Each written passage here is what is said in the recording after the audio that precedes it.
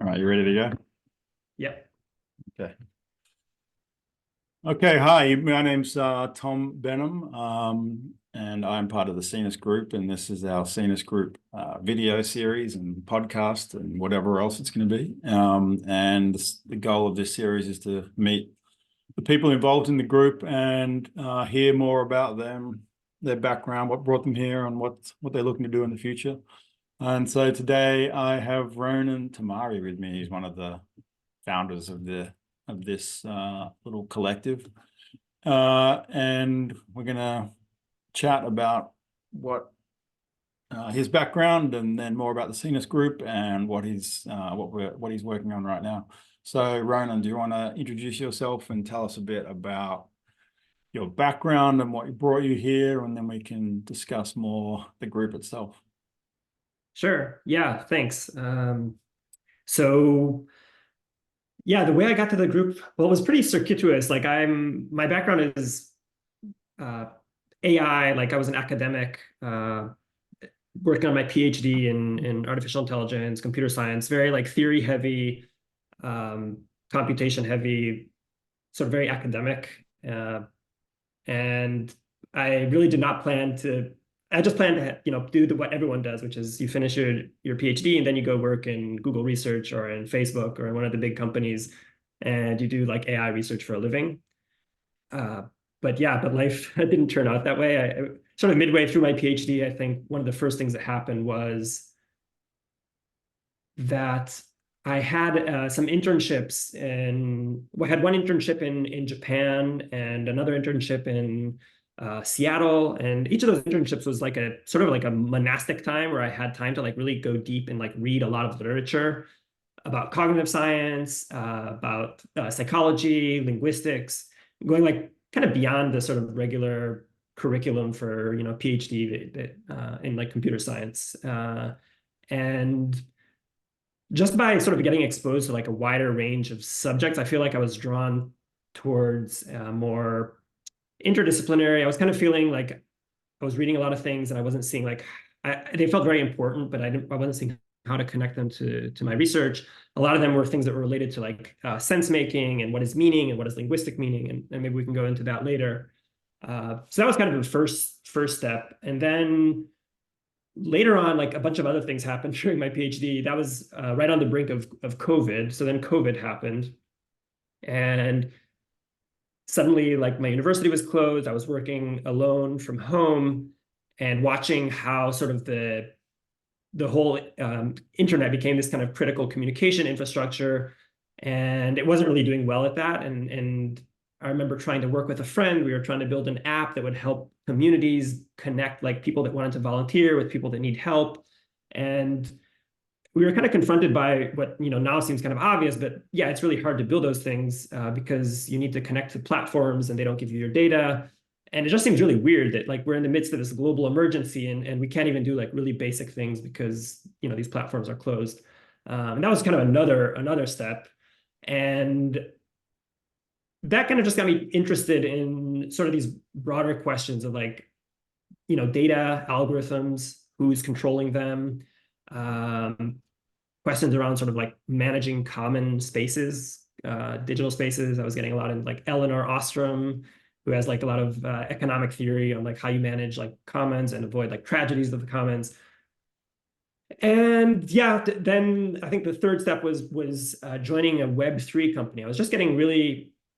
I remember this one weekend where I was like, the world is like really messed up, and I just have to like do something. I have to try to make sense of all this. And I remember reading up a lot, and I eventually got to sort of ideas around like distributed, like decentralized systems and blockchain technology. And that made me really interested in joining a company like that to get some more hands-on experience. And this was, out of the beaten path from like an AI PhD. But I joined a Web3 startup part-time and got exposed there to a lot of, the decentralized world.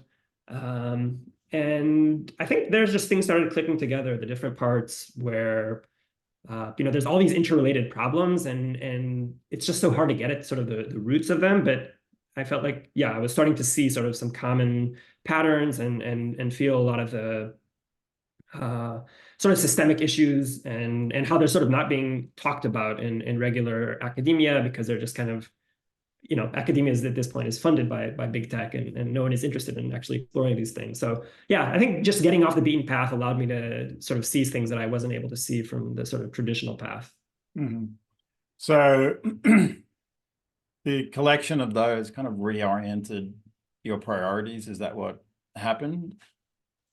Yeah, I And, think and into what? Like, what were the sort of fundamental problems you were seeing that you thought maybe it might be more interesting to address those than go down the corporate path? Yeah, I think I was kind of seeing that. So like I came from this AI background, and it's sort of thinking AI is going to solve humanity's problems. Like there's this company, DeepMind, right? Everyone is probably familiar with them, and their slogan was, or I think it still is, solve intelligence and then use that to solve everything else.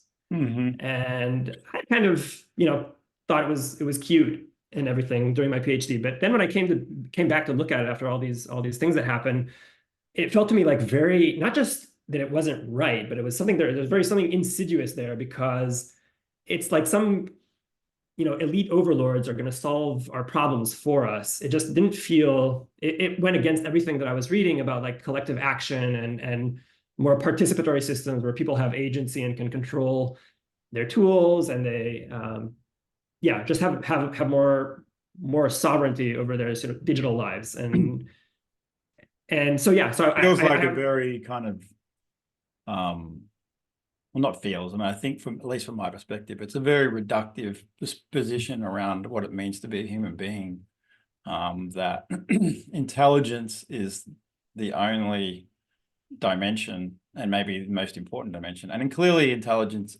enables us to do what we do, and more of it is a good thing. And we should value it and prize it, but it's a piece of who we are as human beings. It's not central to who we are. Yeah, exactly. And intelligence itself is something that is more, it's like you say, this is a reductive view of intelligence. Intelligence is much more embodied, is one word that I think that I would use. So it's not something that some magic algorithm is going to come and solve for us. It's something very human, very living, very organic. So these are more like marketing slogans that they use, to say we're going to solve intelligence, as if it's something that can be solved, but it's not really the case. All right. So how did that lead you to starting this group, or finding the people to start the group, and then starting the group, and what is Scenius about for you? Yeah. So I think there was this, this whole long path of trying to understand like how sort of, instead of having someone come and solve AI for us, more having people that are building their own tools and systems. Maybe they're using AI, but they're building it together, and these decentralized systems, and just understanding that these things are really collective action problems, collective coordination problems, and they're much bigger than any one company can be. So that to make real impact, it's going to have to be different groups coming together. I think that was one really strong feeling I had. And when you say groups, what do you mean? Like, you mean different disciplines, different ways of thinking? What do you mean? Yeah, that's, I mean, at the academic level, you could think of it as like, it's very interdisciplinary. But I think even at the sort of technological level, it's not like one platform is going to solve everything for us. It's not going to solve these problems of like collective sense making for us, but rather define what you mean by sense making, and then even collective sense making. Sure. Yeah. So collective sense making, I mean, sense making I use in the sense that humans are, we're confronted with a lot of information. We're facing this kind of onslaught of information. We have to try to organize it, structure it somehow, incorporate it into our existing ideas of how the world works, our mental models. So connecting sort of external information to existing knowledge is the process of sense making. And it's, and then that happens on an individual level, but it also happens on a collective level when you're part of a group and this group is trying to incorporate information. And if only one person understands something, then it's still not assimilated within a group. There's this idea of like, collective cognition, and how do these processes actually happen at a group level is a whole other ball game. Mm-hmm. That is also very How did you see bringing together this group helping into that end? So I think one of the key points that kind of came up was that sense making is by nature something that is it's very personal. Like, it's not one size fits all. There's a lot of different approaches. People have their own styles, their own tools, their own flows and processes, and yet there are also a lot of commonalities. But it just felt like there were a lot of people that were interested in these problems, and people building these tools for social bookmarking and tools for thought, social media apps, all that kind of stuff. But each of these apps on its own was just not enough, because it would be okay for some people, but for a lot of people it wouldn't be, and then it wouldn't have the critical mass to actually gain the sort of size it needed to make impact. So it just felt like this problem. I use the meme I use a lot is the meme of the fish, that the fish that need to organize. It says like, don't panic, organize. There's a bunch of little fish that get chased by a big fish, and yeah, for the little fish to have any chance against the big fish, they need to kind of organize and become this kind of bigger fish. And that was the meme that was sort of driving this kind of, as a Scenius, can we do that move of like becoming these scattered little fish that none of them on their own has a chance, and turn into this kind of bigger fish that's coordinated to pose anything. And the big fish in this story would be, the platforms like Facebook or Twitter, TikTok, and all those. Mm-hmm. So what would be the sort of so what's the ethos of the group then, and what do you see as like the goals coming, what ideally would come out of it? Yeah, I mean, one thing that I feel runs pretty strongly in the group is that we're all interested in more intentional ways of interacting online and relating to information. So we're trying to get out of that sort of the sort of consumer mindset where we're all doom scrolling our feeds on social media. We're trying to think about like what could be better, more intentional approach to consuming information and sharing information. So I think that's one thing, this kind of more intentional mindset. And yeah, another thing that I think a lot of us share is a more community-oriented approach, where it's not just that like me on my own being more intentional, but like we understand that there's a lot of things that we need to sort of come together to be able to have any chance at addressing a lot of the big challenges we're facing. So this kind of orientation towards collective action, learning how to cooperate, interoperate. And I think that starts at like a human to human level, but also we want the apps and the tools we're building to interoperate as well. What do you see as some of the big challenges with the current architecture and frameworks that are out there that could be far better optimized? Well, I mean, yeah, that's a big question. I mean, of course, there's sort of the existing platforms we have, like the Web 2 sort of things, like Twitter. I'm assuming do you mean those kind of things, or do you mean like some? The big sort of social spaces that we all occupy, or a lot of us occupy anyway. Yeah. So right, there's the Web 2 stuff like Twitter, and those are, I think, amazing sort of demonstrations of what could be. Sort of, they show us already like how much collective intelligence is actually present in some of these spaces, even though they're controlled by commercial entities and they obscure a lot of data and the algorithms and so forth. But with those tools, I think one of the key things is the fact that they're just closed and controlled, and we don't have any access to the algorithms. We don't have good access to the data. But then people come and say, okay, now you have Blue Sky or Mastodon. Like, why isn't that, for example, good enough for you? And I think that leads to a whole other question of like, what kind of information are we sharing in these tools, and how are we accessing that information?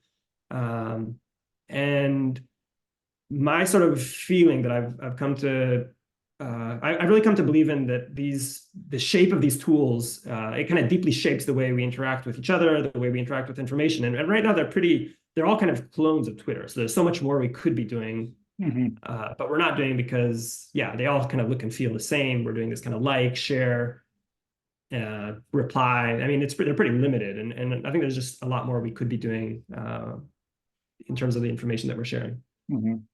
And what do you, I mean, one of the things that's more interesting to me is this relationship between our digital communities and how that connects with our political and social communities and like how we function as a society. What do you see as the relationship between those two? Is the rise of TikTok and the shift that's going on there, how existential is that, or is it just another space that people spend their time in? Or what's the import of this relationship between digital sense making and social political sense making? Yeah, I think it's huge. That's why I feel there's a lot of urgency behind some of the work we're doing, and maybe that's also one of the sort of shared in the shared ethos of the group. I think about it, something like TikTok, and these things have huge impact, on children, and we have no idea of the effects. I don't have kids yet, but I'm thinking of, when I have a kid, like I don't have any idea, like what do you do, when your kid wants to be on TikTok for, 10 hours a day? Like it doesn't feel like it feels like that's probably not a good idea, and yet there's these huge pressures that are driving us towards exactly that. Yeah. So yeah, it feels like some of this is, I feel like we're trying to build the world we want to live in, and get ourselves out of the grip of these kind of more, I could say, like these forces that are pulling us into worlds that we don't want to be in. I watched an interesting video yesterday on, it was a keynote speech by a guy who started Patreon at South by Southwest and talking about what they're doing in the future and how, these different platforms reorient the creative process around getting attention as opposed to distributing whatever it is unique and creative you think you've got to say to the world. And so I was pretty sympathetic to a lot of what he had to say. But I think he's kind of on the money on that point in terms of the systems orient what you're creating as opposed to you orienting what you're creating for, to put out into the world. I think it's a pretty sort of, in some ways, basic point, but it's like fundamental one. So I think that's definitely and Patreon's trying to do something different to that in their space. But interestingly, and I was chatting with some other people about this, they're not connecting to the broader Fediverse and social spaces. So for whatever reason, I think maybe they see that as they're focused very much on enabling people to create smaller but denser communities, and maybe the Fediverse, they see that as a way that dissipates that connectivity. I'm not sure. I don't know if that resonates with you or has any, you have a point of view on that. Yeah, I think it raises a really interesting point, and kind of going back to the beginning of what you said, how these systems they make us do what they want us to do as opposed to like what we want to do, so that they elicit some kind of behavior from us. And I think that it kind of sounds maybe obvious, but I think it's for me, I felt that it was a process of like appreciating just how profound, and it's pretty scary once you kind of realize it. Like I think for me, it was coming at it from the sort of angle of understanding like collective cognition and cognitive science, and the degree to which like our environments shape our intelligence. So like if you're in a sort of stupid environment, then you will not remain intelligent for long. You'll start behaving stupidly. It's not like we're sort of we're such genius individuals that can hold our own in no matter what. We're very influenced by like the environments we're in, and there are environments that make you smart and environments that make you stupid. And the only thing I'd say to that, I'd probably maybe say it slightly differently, is that the environment kind of orients our intelligence to behave in a certain way. And so it's, I mean, obviously, intelligence kind of is what it is, and it can be refined, I suppose, and blunted, but its capacity is there. It just gets oriented in different ways. Yeah, maybe kind of like you think of like genetics and expression. You have like the maybe tendencies, and the environment is sort of, yeah, it might like exacerbate certain things or yeah, trigger some tendencies. But yeah, but environments are very powerful, so they can, even if, yeah, even if you have, I mean, they can shape a lot of your behavior. And so, you might have, you can kind of look at it, you see a kid that has whatever, like ADD or something, and they're like in a certain environment, they might like flourish. And if they're outside in nature or whatever, they might be doing great. But like if they're, in the schoolhouse and they're like, chained to their chair and have to listen to the teacher, they'll go crazy. But it's just a matter of like finding the right environment. And I think for also like our digital spaces, we're like chained to these like really, really debilitating environments. They kind of degrade our collective cognition and our individual cognition. So yeah, it feels like there's a lot to do to improve it. And I'm also really excited, I think, by, there's like two sides, right? Like on the one hand, it can be very damaging, but like you have good environments, and this is like the name of the Scenius, is we're kind of getting at that. Like good environments can make people, like individuals, like geniuses. That's kind of what the Scenius is about. It's like genius is not an individual. It's more like thinking about it on the sort of collective level. And with the right environments, people will behave more intelligently, or it'll elicit like more creative capacities from them. Do you just turning a little bit, do you see any correlation or causation, if you like, between or both, between sort of, I suppose, the rise of digital communities and the diminishment of sort of more local geographical communities? Is that, or is there distinct forces driving those things? Yeah, I think about this a lot. I mean, I think we can all see it. Like you can see it every day. Like if you're going, I don't know, you go to a cafe and everyone is in their cell phone. Instead of talking to each other, everyone is like on some digital space somewhere else. And so they're you see present this all somewhere the time. else in a digital work Yeah, sense. yeah. Whatever present means in that environment that they're in. But here's the thing. So, and I've had so that's one kind of experience, and I think we've all had that, and it feels kind of, yeah, it feels kind of off. But I've had experiences where actually like the digital environment, it serves to help create real world connections. For example, like I've met people Well, that's how you and through I, Twitter. you and I, Yeah, exactly. We haven't met in real life yet, but so there are people that I've actually met in real life after coming across them on Twitter. And when I met them in real life, yeah, I did definitely, like I didn't look at my phone for like 2 hours, because we were just talking and really enjoying our company and getting to know each other. So I think it can make these connections that actually really empower sort of real world meetings. But yeah, it's a different kind of way of using digital spaces, and that's not the sort of common way of what's happening today. So at a more sort of just basic level, like what's the value of sense making in relation to meaning, as opposed to just understanding? So meaning for you personally and as a group. And can you say a little more? I'm not sure I understood exactly the distinction you're drawing, like between sense making and understanding, or. Well, I'm really trying to get at the relationship between sense making and meaning, having meaning in your life as a result of sense making in the world, and what's the relationship between those two? Yeah. Because it's one thing Yeah, I think to, I understand that, this event is going on over there, and what seems to be driving, whatever event X is. And so I kind of, okay, I have a mental model of, that event or that political situation or whatever. But there's ultimately, it's about sort of tying this back to your life and having some sense of how that impacts your world and your community and country, even making it Yeah. through that.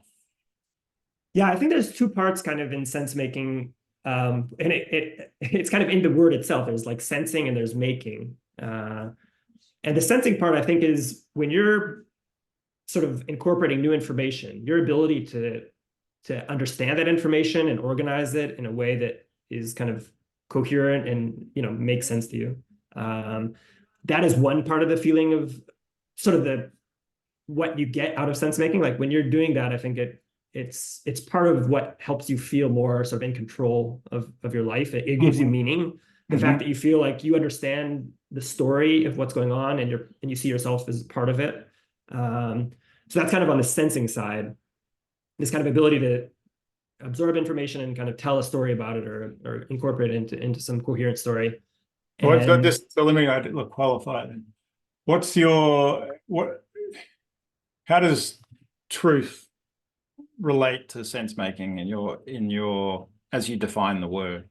Because we can all make sense of the world in a delusional narrative that we've created for ourselves, right?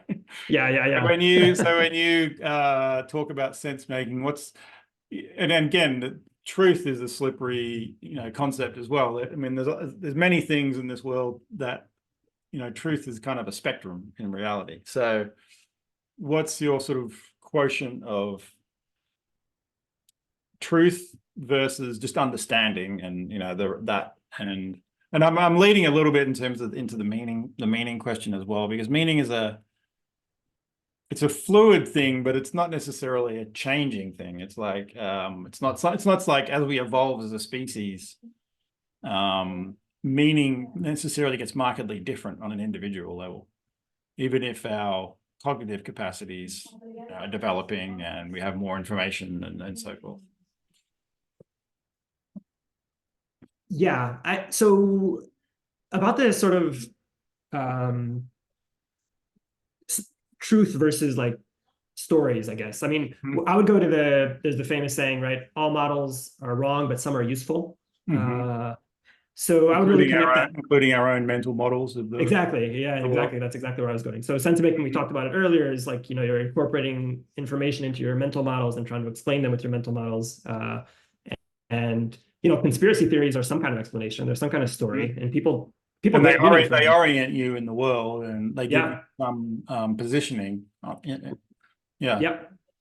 But I think you could, make a case maybe that a lot of those conspiracy theories aren't really useful models, because they might lead you into these places where you feel disempowered, you feel like you actually don't really understand what's happening because everything is kind of random, maybe, or they're not really empowering, maybe. So I mean, there could be. yeah, and we're touching on another sort of maybe the next topic as well around. I mean, evolutionarily speaking, if you're constantly wrong, that should kind of weed you out of the system as well. So, and the thing is, though, I think nowadays, yeah, that's a great point. I think a lot of people feel like they are constantly kind of wrong. They don't understand what's happening. Like they see things happening in the world. It feels very chaotic. They have very little control over it. It seems like things are getting worse, and they don't really know what even to do, where to start. So yeah, so I think that's kind of so a source of meaning is not only being able to understand what's happening, or at least telling yourself a story, but also feeling like you have. This is what I was getting to at the sort of sensing and making part. So being able to make something, to do something, to have agency, to actually be part of the story and be part in crafting it and telling it and shaping it. I think that's this sort of second part of sense making. Because that's the kind of the danger, though, and that we have. It's not, this has been true before we had digital spaces, but it's especially true in a world where you can pick and choose your information, and you have essentially scaled up confirmation bias based on the echo chambers. So you can get feedback that you're right about something by virtue of what you listen to, even if you're clearly not right about whatever it is that you're the narrative that you got running in your head. But it's hard to get out of, at least in digital spaces. It's a lot harder to navigate out of that sort of cluster in the system if you're getting a sense of meaning, a sense of purpose, a sense of identity, and this confirmation that you're constantly correct. And wherever that leads. So that's Yeah, the and difference, I suppose, in these digital spaces, that maybe the real world maybe had some more better corrective mechanisms. yeah, and I think we're seeing all kinds of these kind of new phenomena that are happening because of the digital world. I mean, there's movies about like radicalization on YouTube, and things like the January 6th. These things probably sort of sprouted online, and then we saw their manifestation in the real world, where people were acting maybe on the basis of a lot of things that we would call conspiracy theories, but it went and made them go do something in the real life that probably gave them a lot of meaning. They thought they were part of some big story, and like you say, it was more because they were just kind of locked in this echo chamber that was reinforcing some ideas that were maybe pretty far from reality. But yeah, so I think that's sort of we're seeing in the real world, when like our sort of online sense-making spaces are not functioning well. They're not bringing us into contact maybe with the diversity of perspectives we need. And then we see in the real world results like that. So it just, there's a lot we can talk about, like what would a online space maybe look like that would try to lead to like healthier sense-making processes, and then hopefully like real world collective action that's more grounded to reality. Well, let's talk about that a little bit. So what would that look like, and what are you working on outside of the Scenius group, which I assume is in relation to at least some aspect of that? Yeah, so one of the sort of, I think, one of my favorite metaphors for this space, anyone who's spoken to me has heard the word stigmergy. It's a term from like collective intelligence research and like ants, or insects, or other kind of pro-social That doesn't sound like animals. good fodder for conspiracy theories at all, mate. That sounds so stigmergy is all about like how it's the study of how the marks that we make in the environment and their impact on like collective behavior. So like individual agents making their individual marks on the environment, and then that somehow driving emergent collective behavior. And when you think about this in the sort of context of online, you can think about the sort of digital ants are leaving pheromone trails in the real world. We're leaving these pheromone trails in the online world. And our project is called Sensemaking Networks, and we're trying to help people take more control and more intentionality over the trails they're leaving online. And instead of sort of what we're doing now, which we're completely unaware of the trails we're leaving, and usually these trails are kind of getting mined and extracted by these big Web2 platforms, we're trying to actually help communities sort of collectively own these trails, kind of like you would collectively maintain a forest and like make the trails through the forest. Similar maybe in online spaces, like we're going to help each other map our way through these online spaces through information, mark information, share information in ways that are more intentional. So the tool we're using is it's using ideas from like semantic web technology as well as AI. Semantic web is like an amazing tool.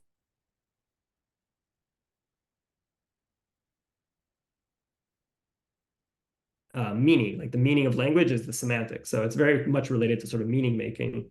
And semantic technologies are very helpful and powerful for like connecting pieces of information and sort of letting people sort of assign meaning to assess content and stuff like that. But the problem with these technologies up until now has been that it's like really hard to, it's kind of like learning a programming language, and people have not taken to it. It requires too much technical skill, too much friction. And what we're doing is using AI to sort of help people make these kind of basically help them, they can use their own natural language just like they're doing on social media. People are sharing information all the time, and using AI to help transform that information into semantic representation, so that it can actually be kind of interconnected and help people create these sort of shared distributed knowledge graphs. the kind of semantic layer over information to help them navigate it. Is that just in the sort of academic spaces, or is it sort of general capability or protocol? Yeah, so I think, we're thinking of this longer term. We see this as something that would be out there for, any social space. We've started in the academic circles, like of researchers that are sharing information online. So we're working with people that are active on Twitter, like scientists that are active on Twitter. What can you like give a small example of how that works or what it looks like? Yeah, sure. So the simplest example is, an expert on, let's say, epidemiology or something like that, is sharing some research that they found to be, important, and they want to bring that to the attention of the world. So what they would have to do today is share it, on Twitter, and then they have to kind of count on the algorithm showing it to the right people, and it has to go viral for it to get people's attention. Using our technology, they'll be able to share that as a kind of node in a knowledge graph, their relation to this information, and by virtue of that being open and semantic and decentralized, it means that like no one platform will control that information, and it can be kind of flow into many different apps simultaneously, and sort of more serve the purpose of like helping people find that information. And so people could when people come across the study, for example, they would see, oh, this scientist endorsed it. Or they could follow that scientist and see all his endorsements of what he's reading. Like, take the simple problem of like even understanding like what are experts reading? Like what is this AI expert, what is on his bookshelf? Like that shouldn't be a hard thing to solve if that person wanted to share that. But if you look at today's tools, that's actually really hard. So this is exactly what we're talking about, and like making it possible for these researchers to share their sort of sense making in the public. Yeah. Well, that's definitely where you and I intersect in terms of what I'm doing, and in Bundler, and that's that type of capability is kind of central, I think, to where we want to get to in terms of exactly that, enabling people to sort of show their playlist, if you like, of this is my information diet on a sort of regular basis, or this is my information diet in relation to this particular domain, or whatever else is, and make that easy to share and make available to a broader public. Yeah, I think this is kind of getting at the core. Stated simply, like if we're sharing our information diets, then we can actually contribute to like the collective sense making if each of us individually shares their information diet. And yeah, so our tool is trying to make it easier for people to do that, and your tool as well. And the interesting thing is that all these tools kind of they come at the same sort of challenge, but from different angles, because there's so many facets to it. Like you're looking at podcasts and newsletters in your tool. We're looking at like scientific research, and others are looking at like books, and there's just different ways, right? And we need kind of all of them to interconnect. Absolutely. All right, so I think we're basically coming up on the end of our time here. So thank you very much. That was awesome. I'm glad we got to dive into what brought you here, and I will see you in the very near future when we catch up on our next Scenius session. Awesome. Yeah, great talking to you, and yeah, looking forward to jamming more on these things. All right, Ron. Thanks so much. Thanks. Ciao. By the way, this is